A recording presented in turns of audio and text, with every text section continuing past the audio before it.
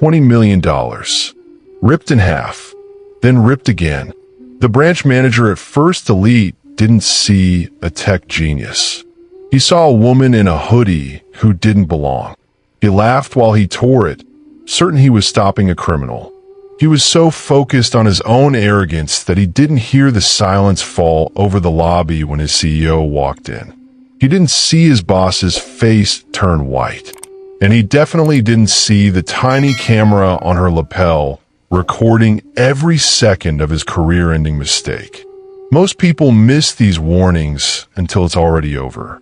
Subscribe now, so you're never caught on the wrong side of respect. Where are you watching from? The paper tears. Not quickly, not accidentally, deliberately. Terrence Thorne holds the check between both hands. $20 million. He looks at the woman standing across from him. Faded hoodie, worn jeans, confidence he doesn't think she's earned. He rips it down the middle.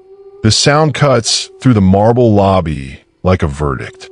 15 people stop moving. Stop talking. Just watch. He tears it again. For pieces now. Then he does something worse. He smiles, picks up the fragments, tosses them at her chest. Paper rains down onto polished floors. Security, he says, loud enough for everyone to hear. Escort this fraudster out before I call the police. The woman doesn't move, doesn't bend down to pick up the pieces, just stands there, calm, recording everything. Behind Thorne, the glass doors open. His boss walks in. Everything stops.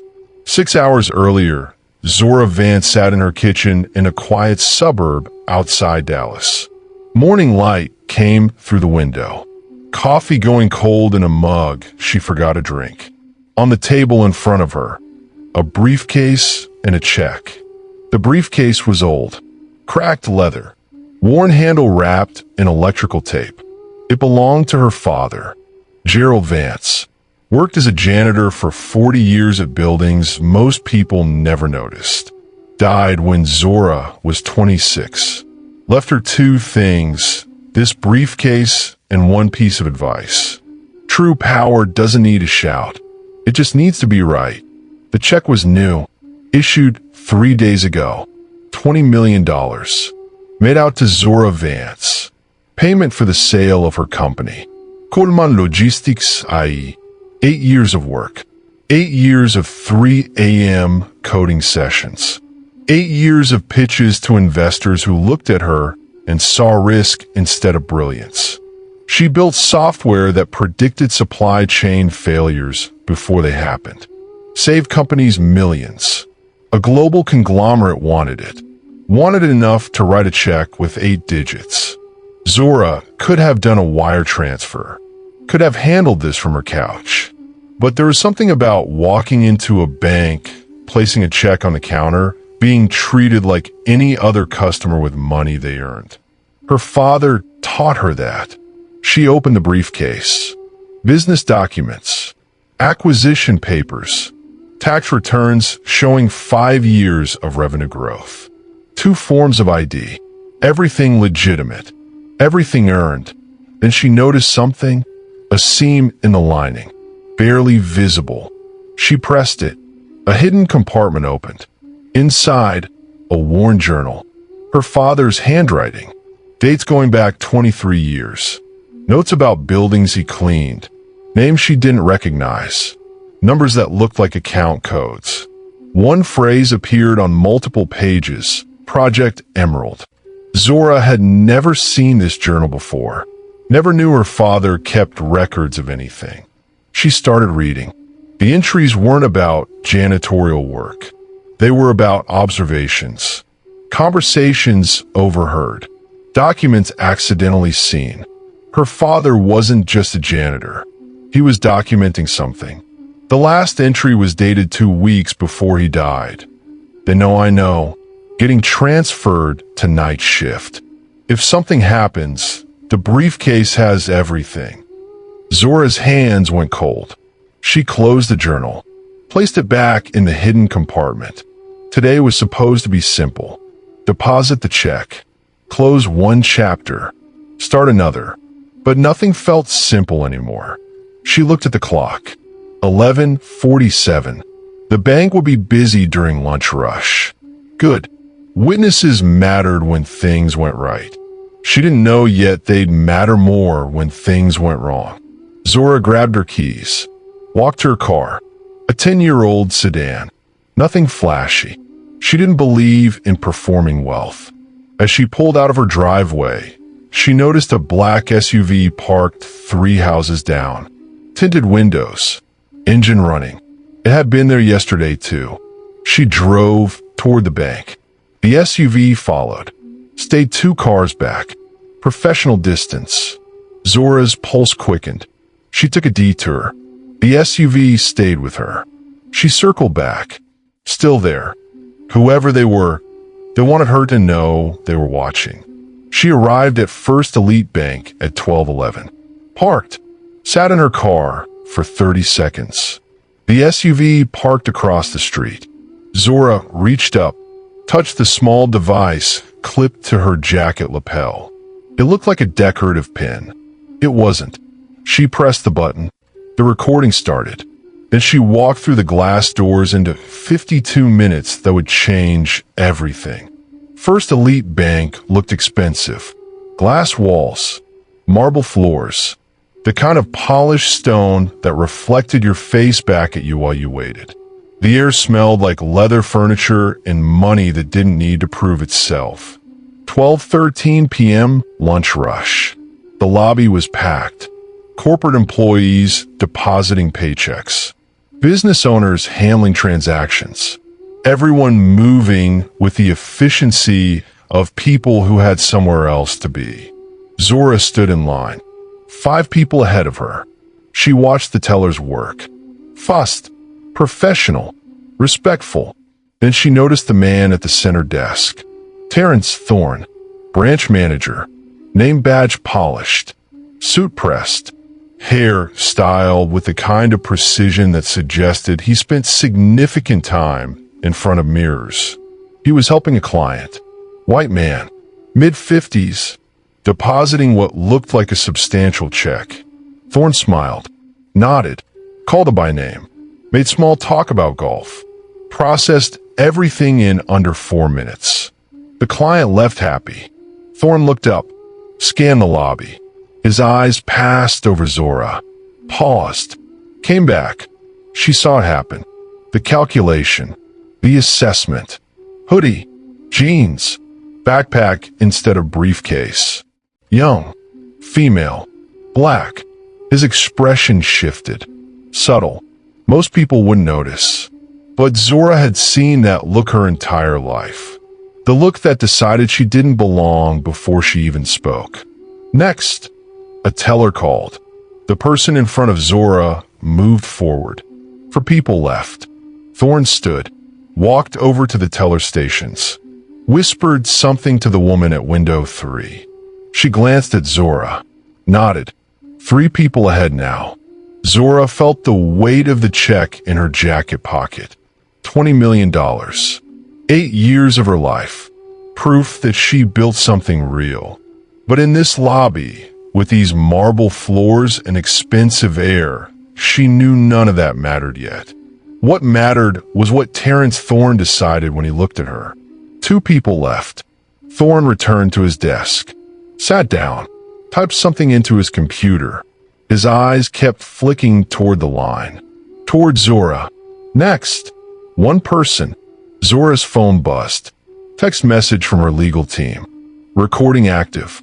Audio clear. We're monitoring. She didn't respond. Just waited. Next. Zora stepped forward. Not to a teller window. The woman at window 3 pointed toward Thorne's desk. The branch manager will help you.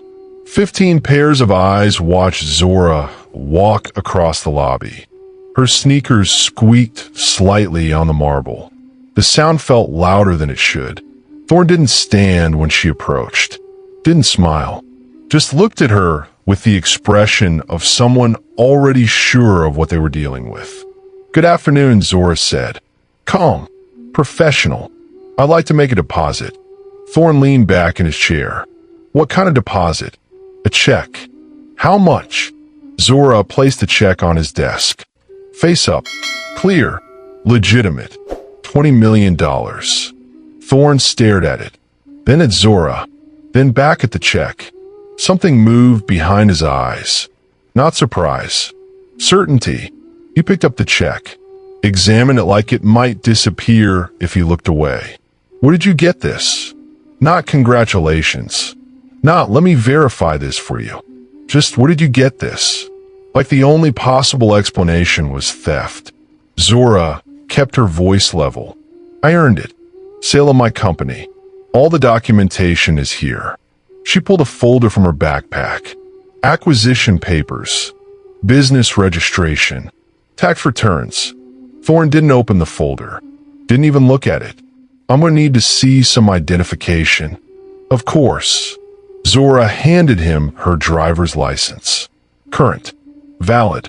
Photo matched. Thorne studied it longer than necessary. Typed something into his computer. His fingers moved slowly, deliberately, making her wait. Do you have another form of ID? Zora provided her passport. Also current. Also valid. Thorne held it up next to her face, comparing.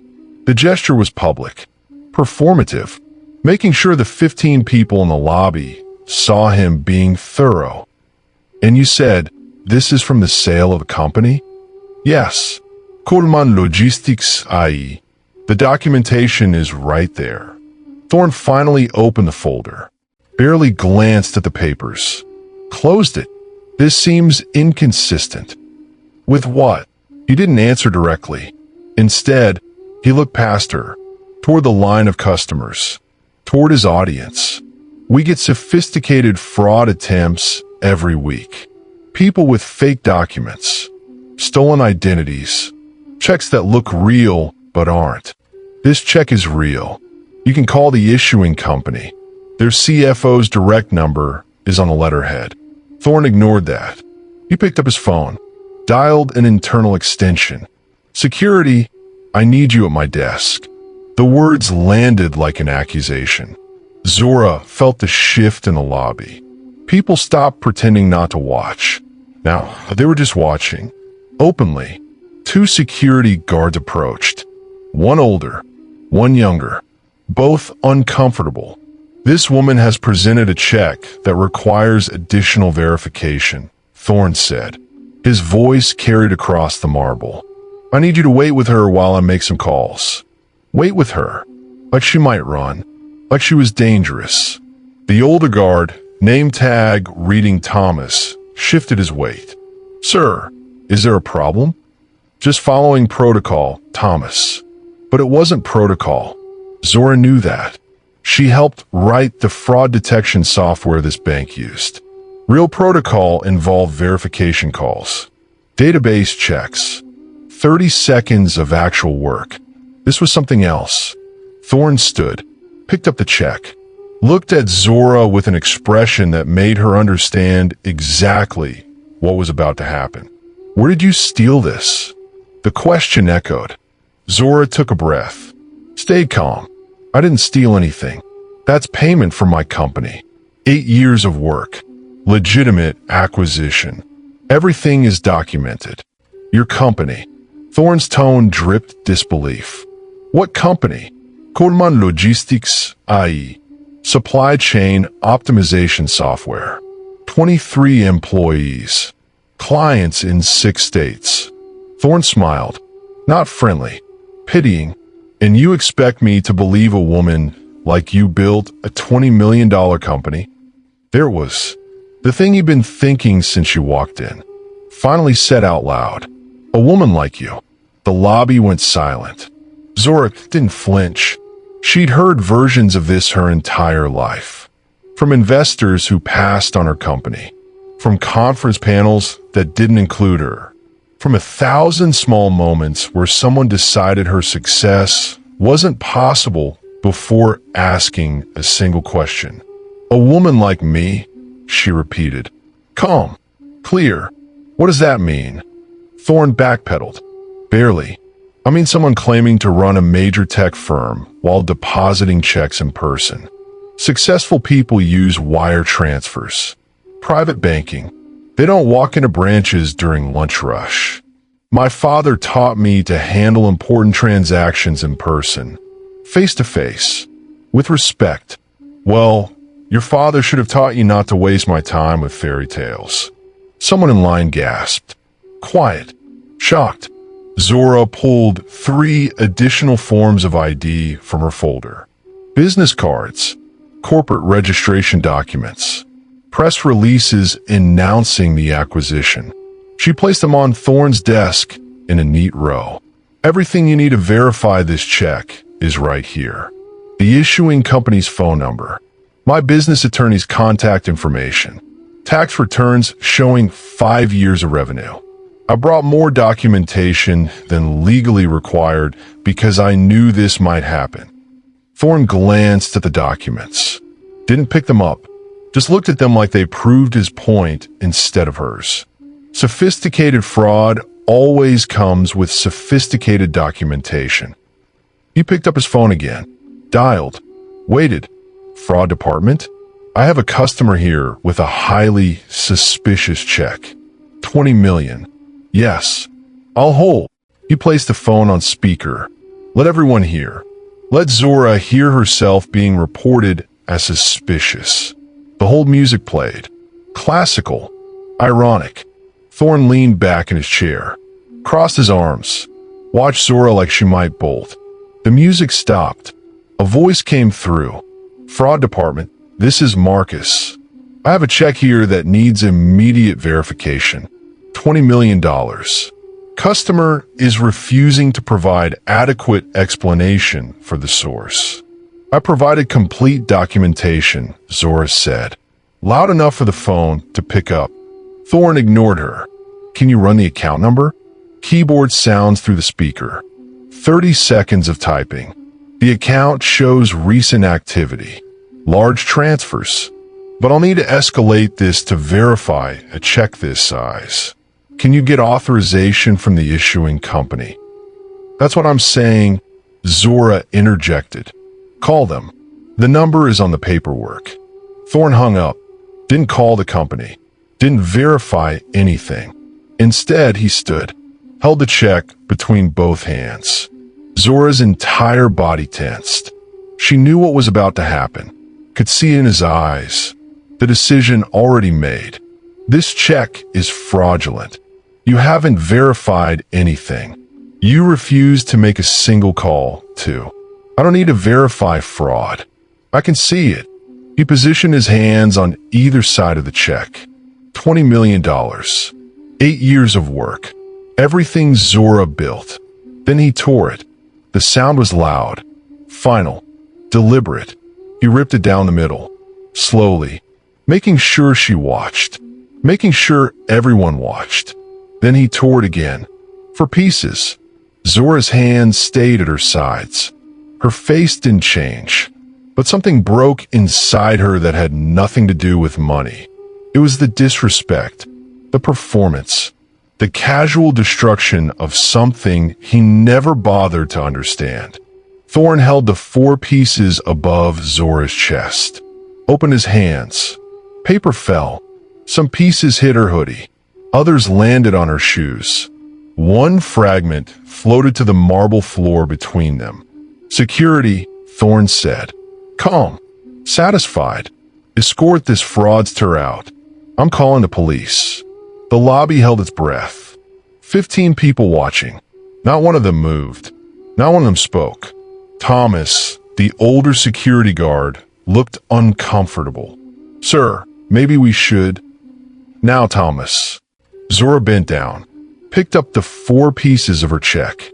Her future, her proof, placed them carefully in an envelope from her backpack.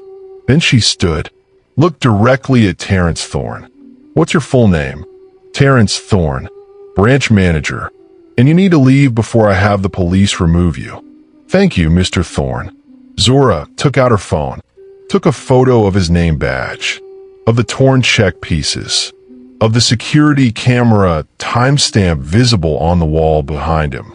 Evidence. Thorne's confidence flickered. You can't record in here without permission. Texas is a one-party consent state. I don't need your permission. She pulled a small business card from her wallet, placed it on his desk. When you realize what you just did, you'll want this. My attorney's direct line. Thorne laughed. Actually laughed. I'm not the one who needs an attorney. Behind him, the glass doors opened. A man in a tailored suit walked through. Mid-50s. Confident. Moving fast. Julian Vane, regional CEO. Unannounced inspection. He took 3 steps into the lobby. Saw the crowd. Saw the paper on the floor. Saw Terrence Thorne standing over a woman in a hoodie. His face changed. Recognition hit like physics. Most people would have walked away in shame, would have let the humiliation win. That's why systems like this never change. Subscribe now, so you're not the next person who stays silent while someone tears apart everything you built. Julian Vane stopped walking. His eyes moved from a paper on the floor to Zora's face. Something happened in his expression. Color draining. Certainty collapsing. He knew her. Terrence Thorne didn't notice. He was too focused on his victory. Too busy watching security guards position themselves near Zora. Sir, Thorne called out. Excited. Seeking approval. Perfect timing. I just stopped a major fraud attempt. $20 million fake check. Sophisticated operation, but I caught it. Julian didn't respond. Didn't even look at Thorne. His eyes stayed locked on Zora. Ms. Vance. The lobby went silent. Not ma'am, said dismissively. Not miss, said condescendingly. Her actual name, said with weight. Zora turned toward him, her face calm, but her eyes carried something cold. Something that said she'd remember every second of the last 11 minutes. Mr. Vane. They knew each other. Thorne's smile faltered.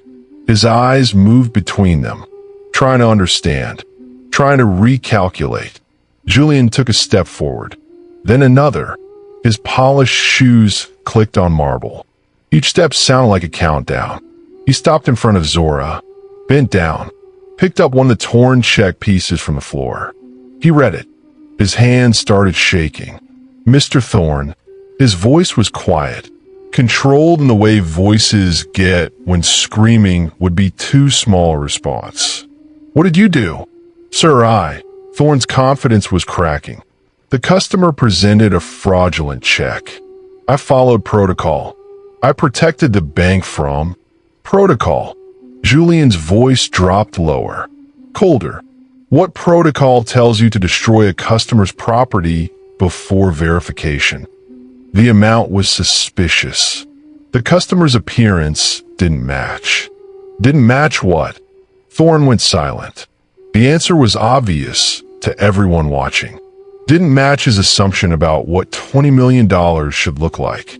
Julian turned to Zora. When he spoke again, his tone completely changed. Respectful, almost pleading.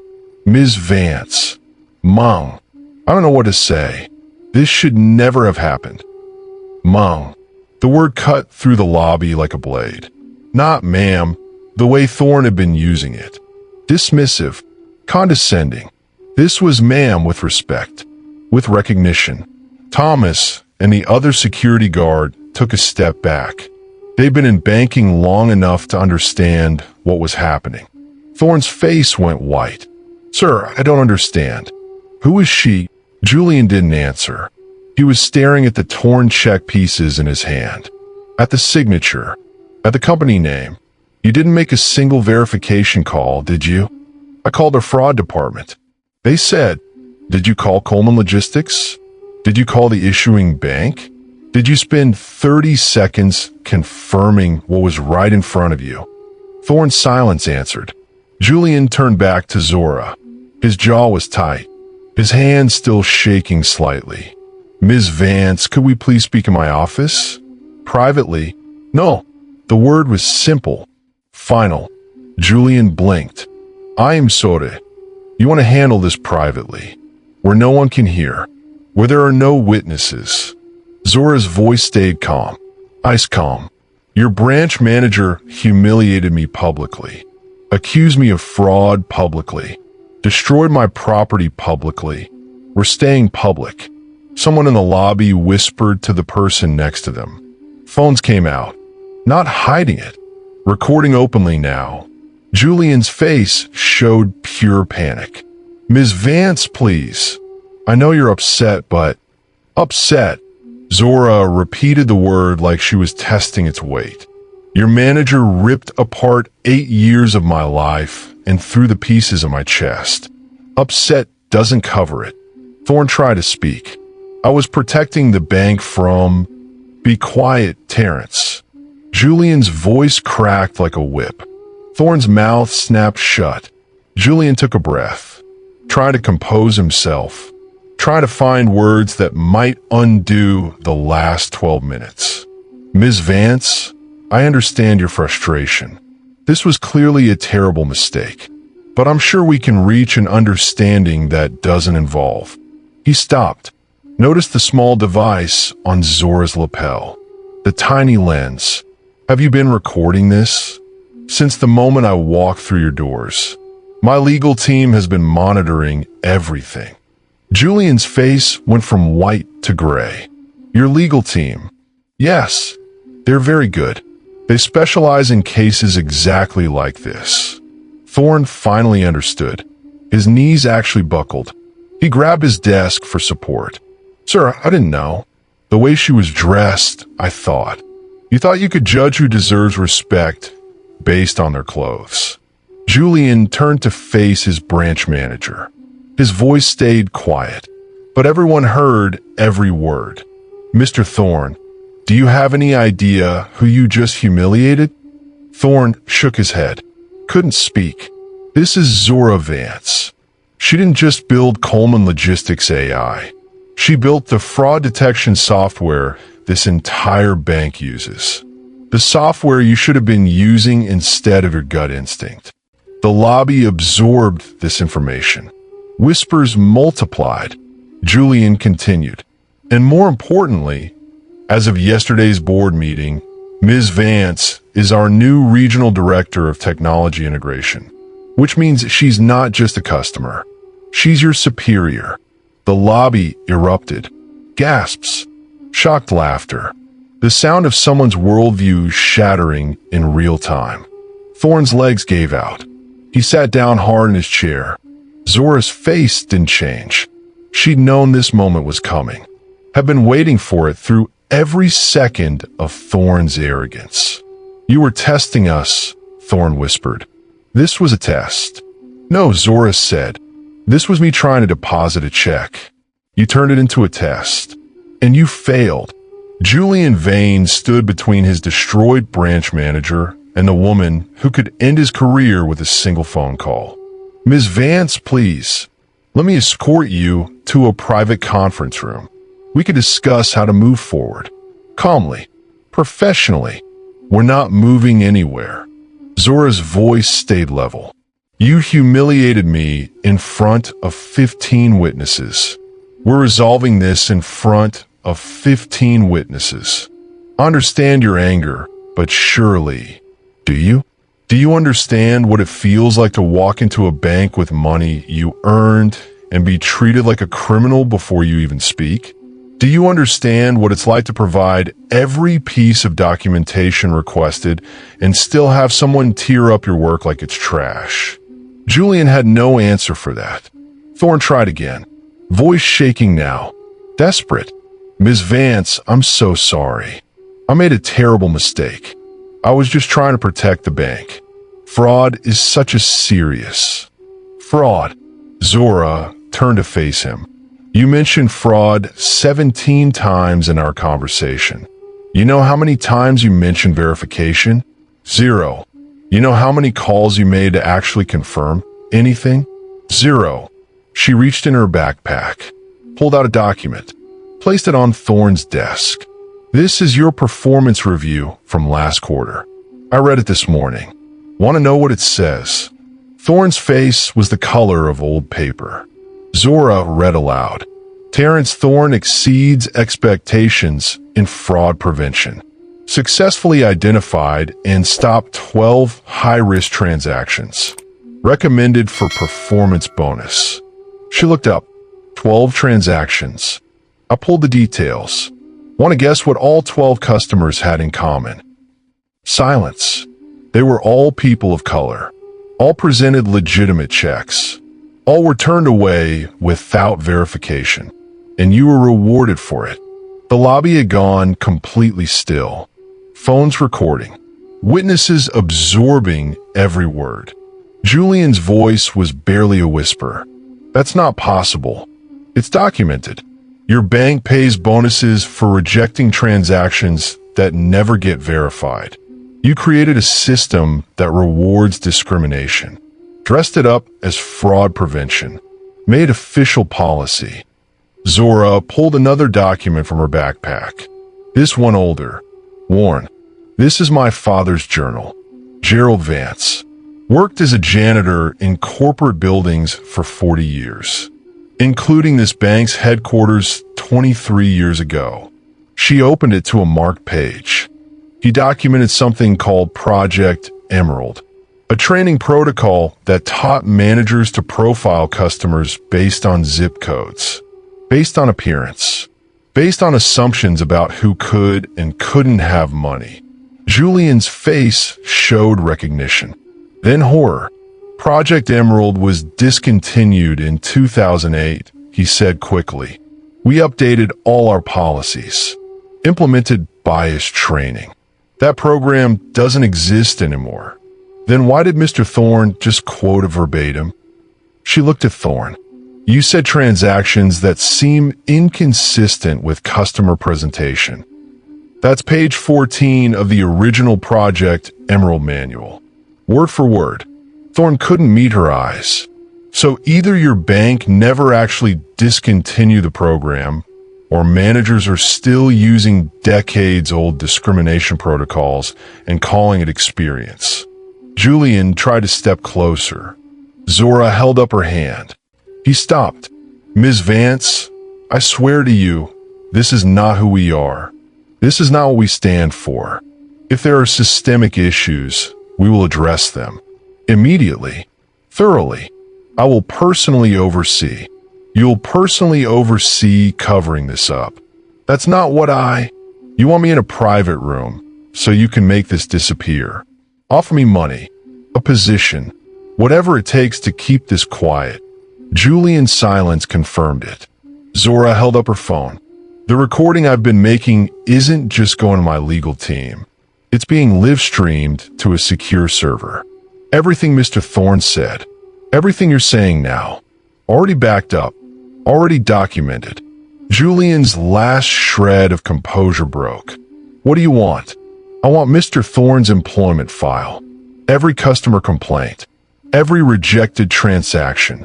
Every person he turned away without verification. I can't give you personnel files. That's confidential.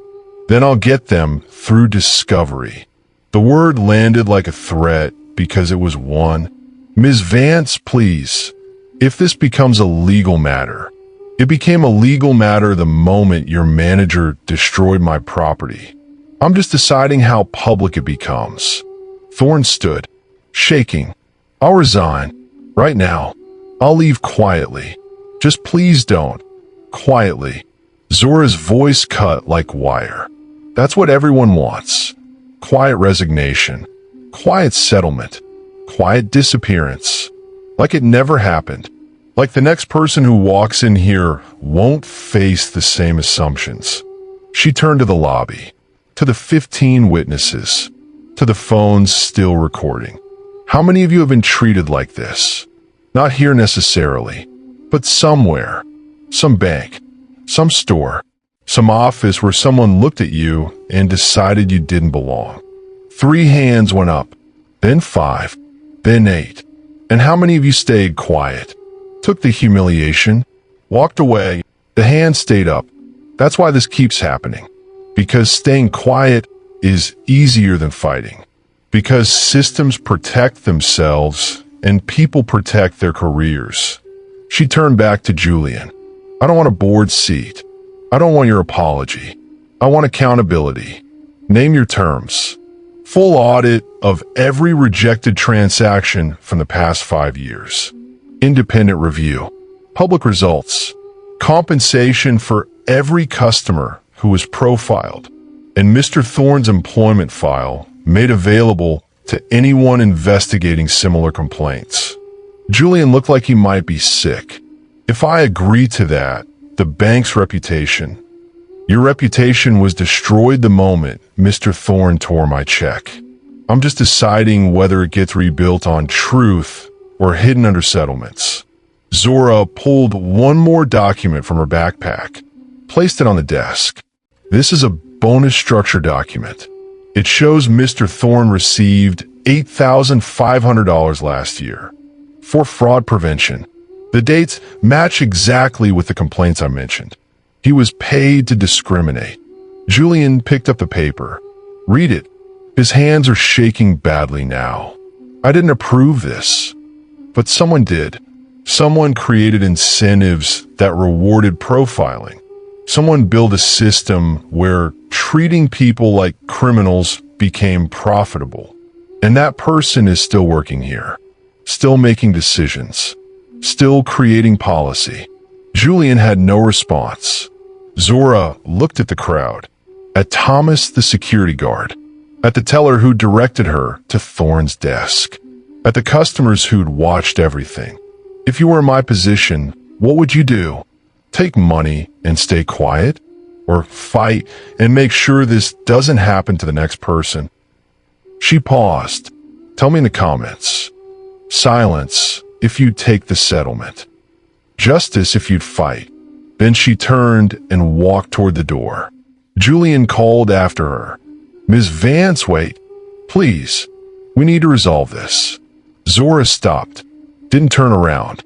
You have 48 hours to decide. Full accountability or full legal action. Your choice. She walked out. Behind her, Terrence Thorne sat at his desk, surrounded by torn paper and the ruins of his career.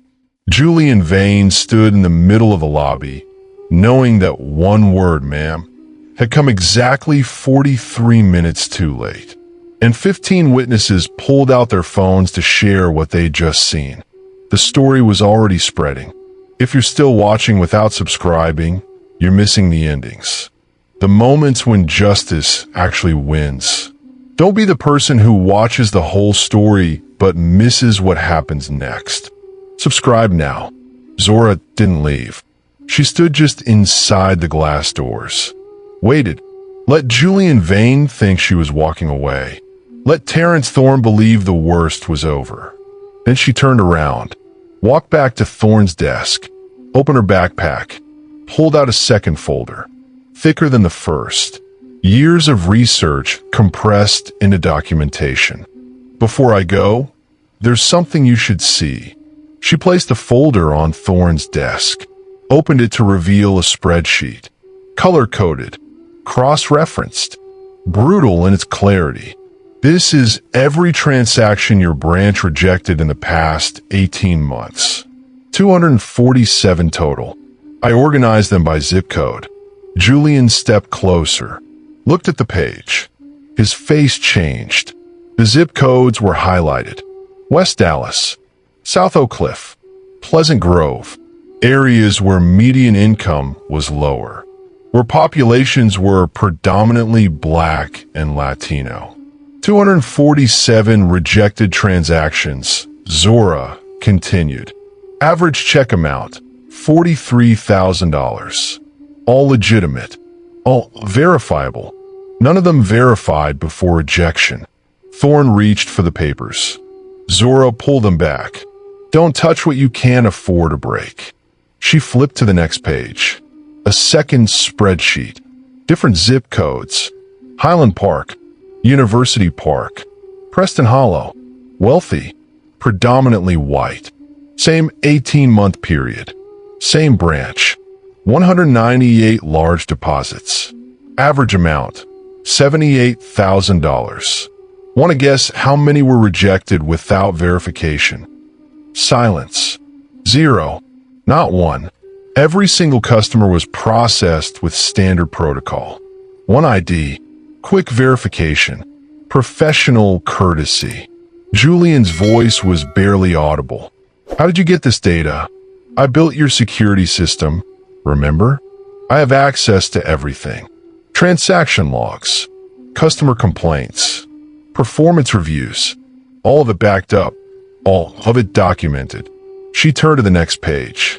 Names, dates, amounts. Here's Mrs. Patricia Chun. Rejected check for $60,000. Business loan proceeds. She provided tax returns, business license, bank statements. Mr. Thorne here told her the documents looked suspicious and sent her to a competing bank. Thorne was shaking. I was protecting. Here's Mr. Marcus Williams. $85,000. Inheritance from his grandmother's estate. Had the death certificate. Had the will. Had everything. You told him the signature didn't match without comparing it to anything. She kept going. Page after page. Person after person. Here's Dr. Keisha Roberts. Medical professional. Depositing $90,000 from a real estate sale. You asked her if she was sure the money was hers. The lobby had gone silent again. The 15 witnesses weren't leaving. They were recording, posting, sharing in real time. Zora flipped to a different section. Performance reviews. And here's why you did it. Your bonus structure. $8,500 for fraud prevention excellence. Awarded based on number of suspicious transactions identified. Not verified. Not reported to authorities. Just identified and rejected. She looked at Julian. You paid him to profile customers. Created financial incentives for discrimination. Then called it risk management. Julian tried to speak. Stopped. Tried again. That bonus structure was for what? Protecting the bank? From who? From successful people who don't look like your preferred customer demographic. She pulled out another document. Older. Worn at the edges. This is the training manual. Project Emerald. Discontinued in 2008, according to your official statements. Except it's still being used. Still being quoted. Still being treated as gospel. Thorne's eyes widened. Where did you get that? My father's briefcase. He documented it 23 years ago when he worked here. Tried to report it. Got transferred to night shift. Then fired for performance issues. She opened the manual to a marked page. Read aloud. Customer profiles that seem inconsistent with stated income sources should trigger enhanced scrutiny. Trust your instincts about who belongs in premium banking services. She looked up. Trust your instincts. That's code. Everyone in this lobby knows what that means. Julian reached for his phone. Started typing frantically. What are you doing? Zora asked. Calling IT. We need to secure the servers. If this gets out. His phone buzzed. Alert notification. His face went white. What? Thorne asked. Julian showed him the screen. Remote access alert. Someone was accessing the bank servers. Downloading files. Lots of files. Someone's hacking us, Julian said. Right now. He started making calls. IT department. We have a breach. Shut down external access. Now, kill the servers if you have to. Zora smiled. Small. Cold. You're too late. Julian spun toward her. What did you do? My firm mirrored your servers 10 minutes ago. Every file. Every transaction record. Every email about Project Emerald. Every complaint that was buried. All of it backed up to 3 separate locations. Julian's phone was ringing. IT department calling back. He answered. Listened. His face went from white to gray. They got everything, he whispered. Before we could shut it down, Zora closed her folder. placed it back in her backpack. You try to delete evidence. That's obstruction. Add it to the list. Thorn finally moved, lunged for Zora's backpack, trying to grab the documents. Julian caught him, physically held him back. "Don't make this worse," Julian hissed. Thorn was crying now, actually crying. "You don't understand. I was following orders. The manual came from corporate. The bonus structure was approved by..." He stopped, realized what he was saying. Approved by who? Zora asked. Thorn looked at Julian, then back at Zora, then at the phones recording everything.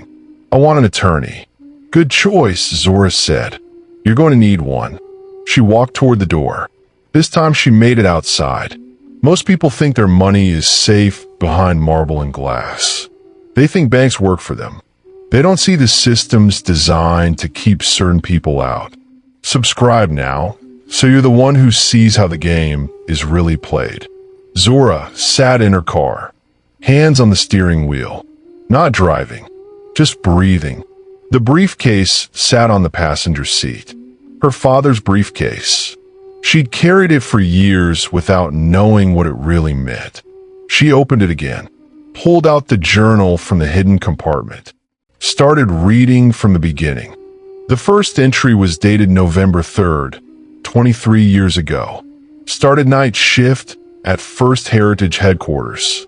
Buildings empty after 8 p.m. Just me and the documents people leave on their desks. The next entries were observations. Notes about meetings overheard through conference room doors. Papers accidentally left in trash cans. Then found a manual in the executive suite. Project Emerald. Read it during my break. It's a system. They're teaching managers to reject customers based on assumptions, based on zip codes, based on who looks right. This isn't banking. This is gatekeeping. Zora's hands tightened on the journal. More entries. Her father documenting everything. Taking photos with a disposable camera. Collecting evidence. Reported it to HR. They thanked me. Said they'd investigate. Next week I got transferred to day shift. Different building. Away from the executive offices. Then got called into a meeting. Man I've never seen before. Expensive suit. He knew my name. Knew my daughter's name. Zora. He said I had a choice. Stop asking questions or stop working. I have a daughter to feed. I stopped asking questions. Final entry. They're moving me to night shift again. Different location. I know what this means. If something happens to me, the briefcase has everything. Someone needs to finish this. Zora closed the journal. Her eyes burned, but she didn't cry. Crying was for later. Right now, she needed to understand. She looked at the manual again. Checked the signature on the approval page. The name made her stop breathing. Richard Thorn, Senior Vice President. Dated 24 years ago. She pulled out her phone, searched the name, found an obituary from 15 years ago. Richard Thorn, survived by his wife and son. Son's name, Terrence Thorn. Everything clicked into place. Her phone rang. Unknown number. She answered. "Ms. Vance, this is Terrence Thorn. Please don't hang up. How did you get this number?" "From your business card. The one you left on my desk." His voice was shaking. "I need to tell you something. Not as my defense, just as the truth." Zora waited. "My father worked at the bank. Died when I was 16. He always told me banking was about protecting assets, about being careful, about trusting your instincts. He made it sound noble. He wrote Project Emerald. Silence. Then what? The manual you've been following. The one that taught you to profile customers. Your father created it." She heard him breathing, trying to process. "I didn't know. I swear I didn't know. But you followed it, quoted it, used it to destroy people's dignity. Because everyone told me it was protocol. Because I got bonuses for it. Because no one ever said it was wrong." Zora's voice stayed cold. "You're an adult. You chose not to question it. You're right. His voice broke. I did. And I'm sorry. I know that doesn't fix anything. I know sorry isn't enough. But I need you to know something else. What? This morning, before you came in, I got an email from Julian Vane's office. It had a list of names, customers to watch for, to give enhanced scrutiny. Your name was on it. Zora sat up straight. What? They knew you were coming. Knew you just sold your company.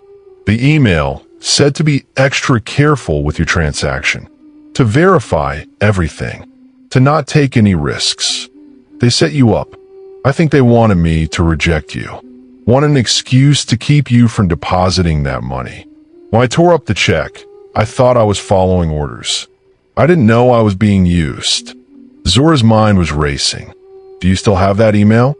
I forwarded it to my personal account before they wiped the servers, along with 17 others like it, all targeting specific customers, all people of color with large deposits. Why are you telling me this? Long silence. Then, because I realized something when your recording went live. I'm not the villain. I'm the weapon. And I'm tired of being used to hurt people. Zora made a decision. Meet me. Public place. Bring everything you have. Why would you want to meet me after what I did? Because you're right. You're not the villain. You're the evidence. Zora walked out of the coffee shop 2 hours later with a flash drive containing every email Terrence Thorne had saved. Every directive. Every targeted customer list. Every piece of proof that this wasn't one manager's bias. It was institutional policy. Her phone had been buzzing constantly. She finally looked at it. 47 missed calls. 63 text messages. Her inbox was full. The first message was from her attorney. Turn on the news. She opened a news app. The top story made her stop walking. Banking scandal. Leaked recording shows discrimination at Dallas branch. The video was everywhere. Someone in the lobby had posted the full 52 minutes, edited down to the worst moments. Thorne tearing the check. The paper falling. Julian saying ma'am too late. The hashtag was already trending. Hashtag respect before recognition. 40,000 tweets in 3 hours. Her phone rang. News station. She declined. Rang again. Different station. Declined. Third call. She answered. Ms. Vance, this is Elena Martinez, civil rights attorney. I've been tracking cases like yours for 12 years. I'd like to help. I have an attorney. I know. I've already spoken with them. This is bigger than one branch. Bigger than one bank. I have 43 clients with similar stories. Same pattern. Different locations. All First Heritage branches. Zora stopped walking. 43, and counting. Your video gave them permission to come forward. People who've been carrying this for years. Now they're ready to talk. What are you proposing? Class action. We take this public. Force a federal investigation. Change the entire system. Zora thought about her father, about his journal, about the choice he faced 23 years ago. Stop asking questions or stop working. He chose silence to protect her. She was choosing noise to protect everyone else. I'm in. What do you need? Everything you have. The documents, the recordings, the evidence from Thorne. All of it. You'll have it in an hour. She hung up. Checked the news again. First Heritage Bank's stock price was dropping. Down 8% in 4 hours. Trading halted twice for volatility. Board of directors calling emergency meetings. CEO Julian Vane released a statement.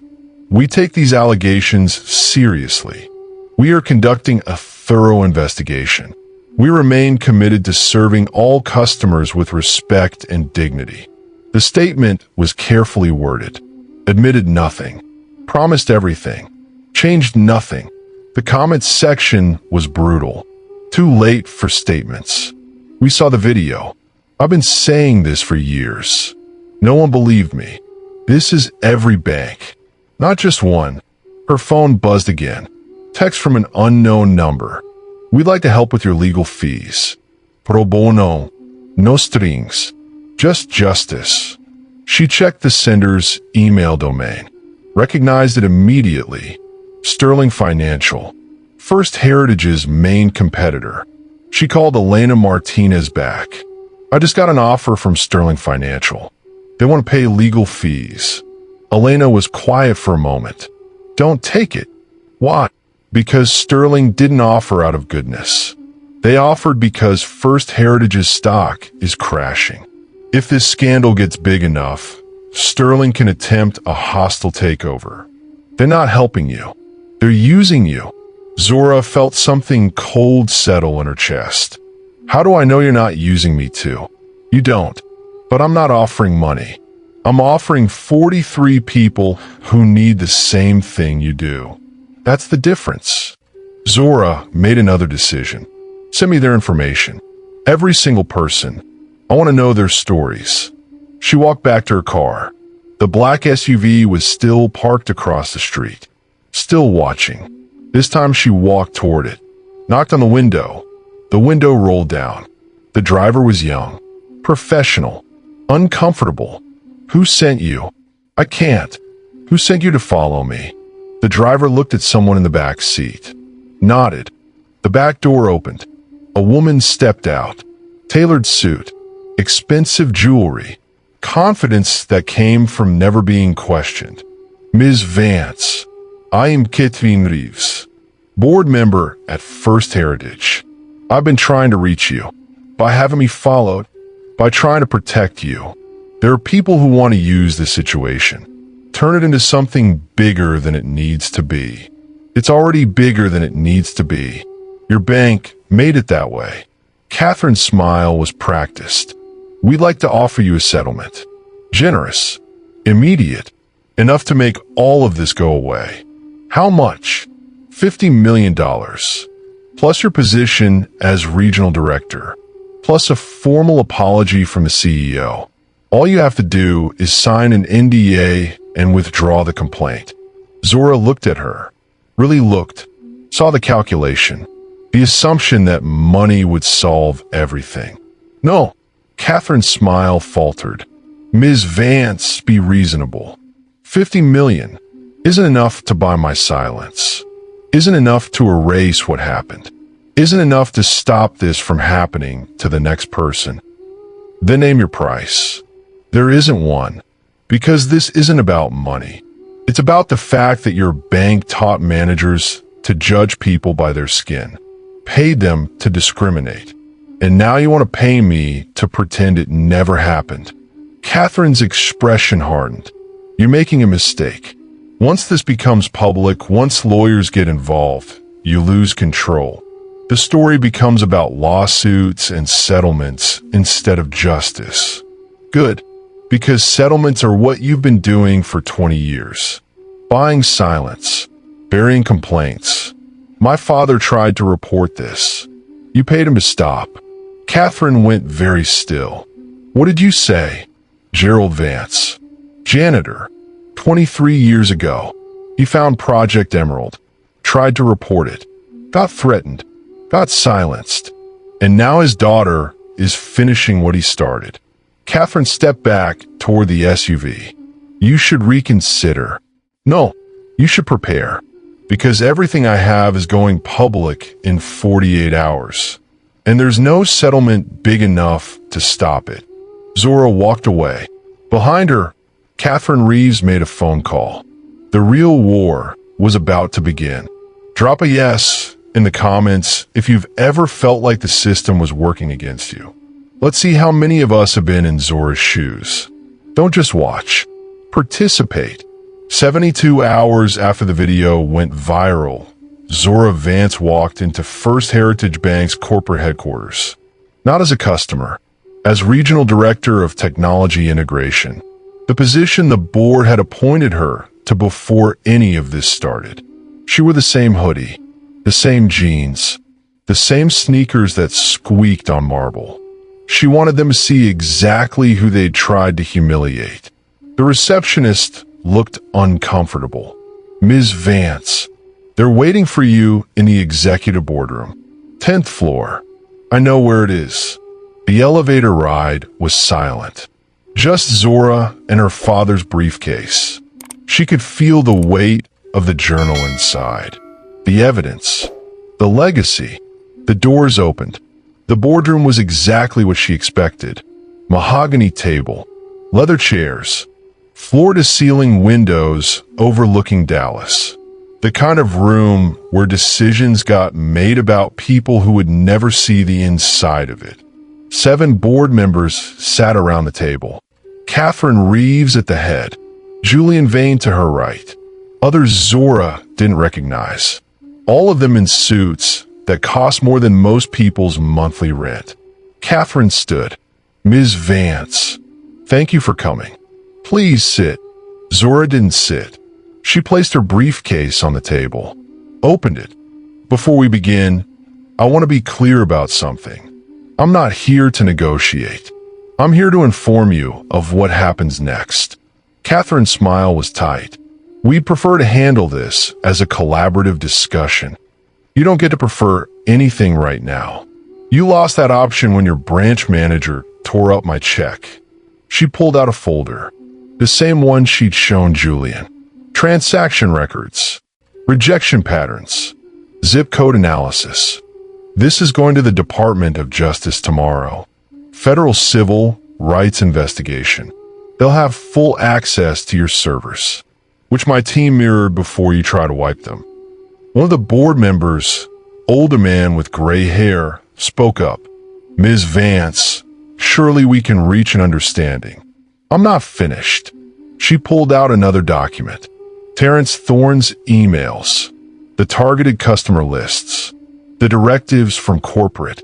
This shows institutional policy, not one manager's mistake. Corporate-level discrimination, which means every person at this table had some level of knowledge or responsibility. Catherine tried to regain control.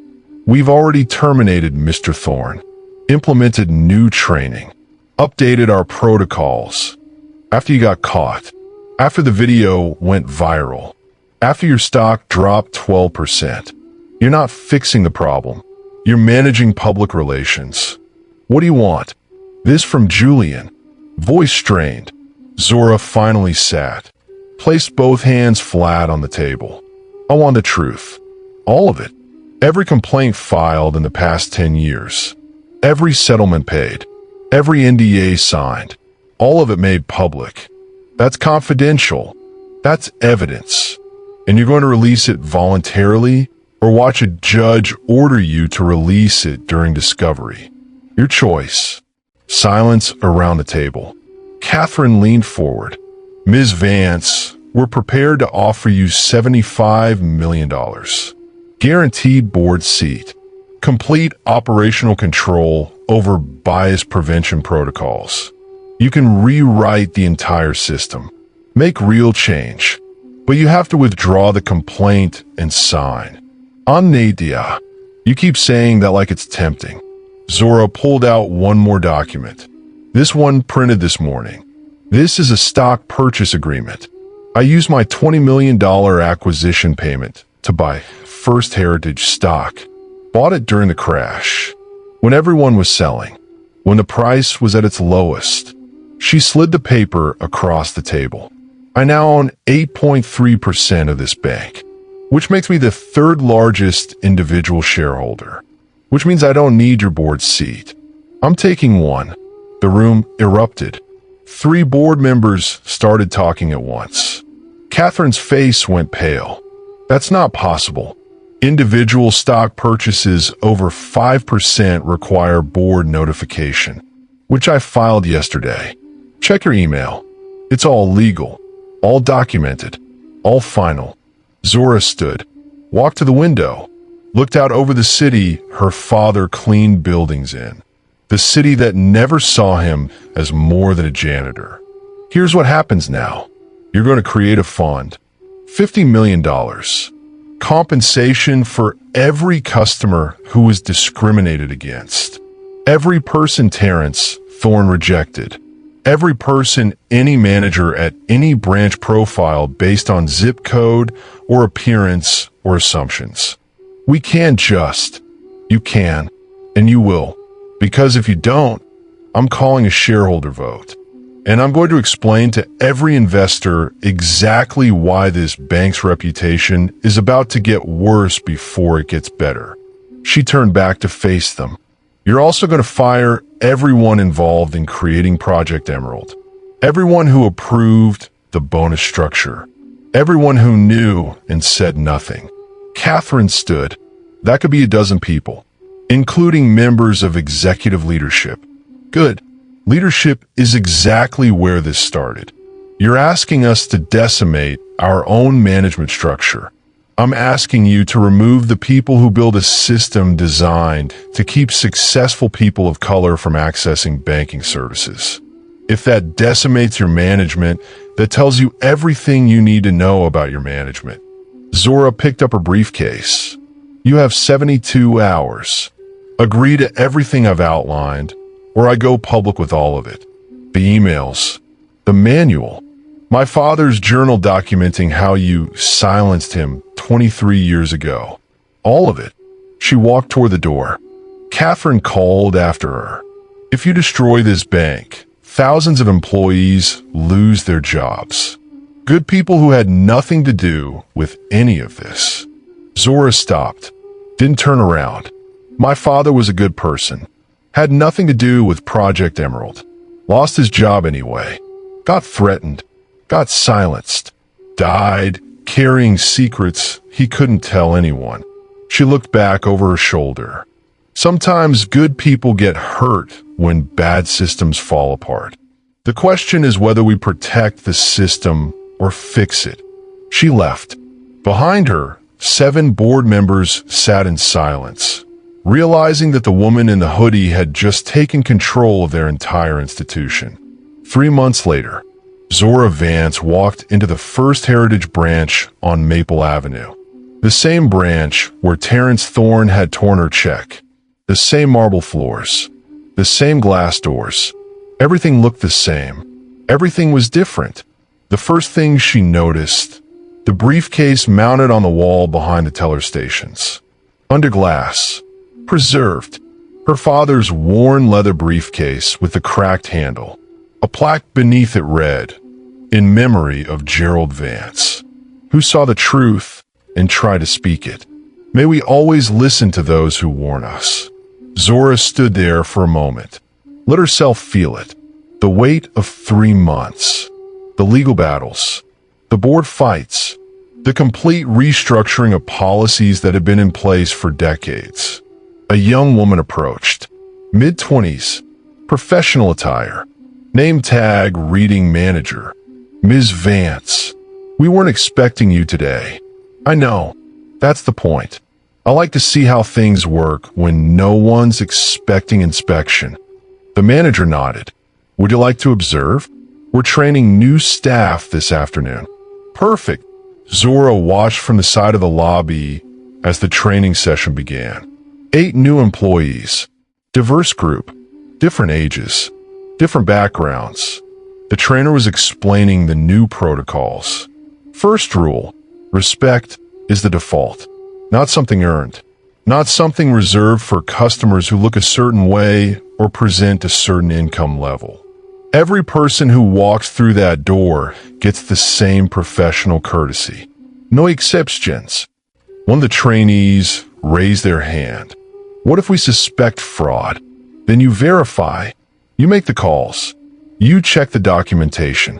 You do the actual work of confirmation instead of relying on assumptions. Another trainee, what about the customer profile guidelines? They don't exist anymore. We don't profile. We serve. Zora felt something loosen in her chest, something that had been tight for months. The training continued. Real scenarios, practice conversations, role-playing difficult situations. Then the door opened. A young man walked in, early 20s, wearing a basketball jersey and sweatpants, carrying a backpack. He looked around nervously. Zora watched the tellers, watched for the moment, the glance, the judgment. It didn't come. The nearest teller smiled. "Good afternoon. How can I help you today? I need to deposit a check." "Of course. I can help you with that. No extra questions. No suspicious looks. No assumptions about whether the check was legitimate. Just service. Professional. Respectful. Default." The young man deposited his check, $1,200 scholarship refund, and left with a smile. The teller never knew Zora was watching. That was the point. Zora's phone buzzed. Text from her daughter. "Mom, are you coming to my presentation tonight? We're talking about people who change things." Zora smiled. Texted back. "Wouldn't miss it. Who are you presenting on?" "You. And Grandpa. I'm calling it the briefcase." Zora looked at the mounted case on the wall. Her father's legacy. Now part of the bank's permanent reminder. She walked over to the new manager. "I'm impressed. Your team handled that perfectly. We're trying to do better. Be better. It's not perfect yet, but perfect isn't the goal. Consistent is. Keep doing this. Every customer. Every day." The manager nodded. "We will. Because of what you did. What your father tried to do. We won't forget." Zora left the bank. Outside, the Dallas afternoon was hot. Traffic moving slowly. People going about their lives unaware that this building had become a battleground 3 months ago. Her phone buzzed again. Email this time. Subject: "Thank you." From Patricia Chun, one of the 43 people who joined a class action, who'd been rejected by Thorne 2 years ago. "Ms. Vance, I just successfully deposited my business expansion loan at First Heritage. Same branch that rejected me before. Different treatment. I cried in my car after. Good tears this time. Thank you for fighting when most of us couldn't." Zora sat in her car. Read the email 3 times. This was why. Not the board seat. Not the control. Not the money. This. One person treated with dignity. One transaction handled with respect. One system changed enough that someone could cry good tears instead of angry ones. She opened her father's journal. The last page. The entry she'd read 100 times. "If something happens to me, the briefcase has everything. Someone needs to finish this. Someone needs to care enough to fight, even when it costs everything." Below it, in newer ink, she'd added her own entry. "I finished it, Dad. Not perfectly, not completely, but I finished what you started. Respect is the default now, not the exception." Her phone rang. Unknown number. She almost didn't answer. "Ms. Vance." "Speaking. This is Marcus Hollis, City Council Member, District 4. I've been following your case. What you did at First Heritage. I wonder if you'd be interested in a conversation." "About what?" "About doing the same thing for city contracts. We have a problem with minority-owned businesses being systematically rejected for opportunities. Same pattern you uncovered at the bank. Different system. Same result." Zora looked at the bank building, at the briefcase visible through the window, at the legacy her father left her. "I'm listening. We need someone who understands how these systems work, who's not afraid to tear them down, who cares more about justice than comfort." Zora thought about her father, about the choice he made, silence to protect his daughter. She was making a different choice, noise to protect everyone else. "Send me the details. I'll review them." "Thank you, Ms. Vance. This city needs people like you." She hung up, started her car, pulled out of the parking lot. In her rearview mirror, the bank building got smaller, but the briefcase mounted on the wall stayed visible. A reminder, a warning, a promise. Respect is the default now. Not because it's easy, because it's right. And anyone who forgets will answer to the woman in the hoodie carrying her father's worn briefcase. The woman who learned that sometimes the most powerful thing you can do is refuse to stay quiet when the system tells you to disappear. Zora drove toward her daughter's school, toward the presentation, toward whatever came next. The fight at the bank was over. The fight for the city was just beginning. If you watched until the end, you're part of the 1% who actually care about the truth. Most people scroll past stories like this. You didn't. That matters. Subscribe so you don't miss what Zora does next. Because this story isn't over. It's just beginning. And if you're not subscribed, you'll be the one left wondering what happened while everyone else already knows. Comment justice if respect should always be the default. Not earned. Not reserved. Default. Don't just watch. Be part of the change. Hey there. Thank you so much for watching till the very end. We really appreciate your support. If you enjoyed this story, please don't forget to like the video, subscribe to the channel, and drop a comment below. We'd love to hear your thoughts. And guess what? The story doesn't end here. Click on the video right here on your screen to dive into another fascinating story. Trust me, you don't want to miss it. Once again, thanks for being a part of this amazing community. Until next time, stay curious and keep exploring stories that move you.